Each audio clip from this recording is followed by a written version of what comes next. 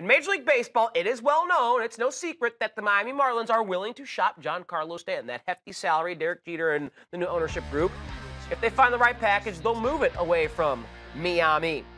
One team is already starting to open up talks with the Marlins, we have heard, about acquiring big Giancarlo Stanton and his 59 homers from last year. It's the Boston Red Sox. Dylan, what do you think the Red Sox should or would be willing to give up to get Stanton at Fenway Park? Oh, that could be dangerous. Man, alive.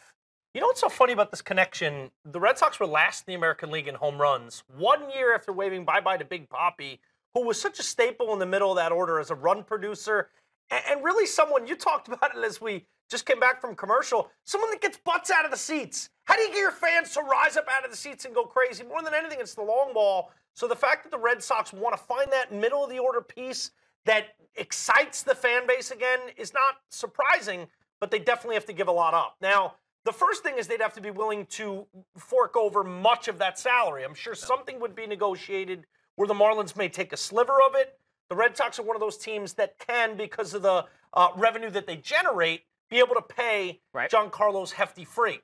Beyond that, you got to give some key young pieces so that Derek Jeter and the new ownership group are enticed to aggressively make this move. If that's Andrew Benintendi, I would think that's a name that certainly would perk the ears of the Marlins.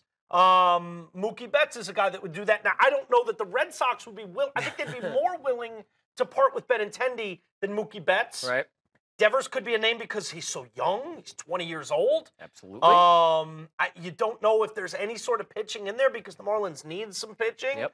But there's such a dearth of young talent there in Boston that they could find a way to they could check all the boxes. They could pay him once he gets there.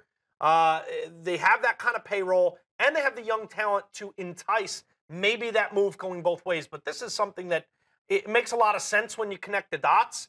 But this would be, talk about a seismic shift of magnetic player, dynamic player to a blue blood franchise that is looking to take that next step up.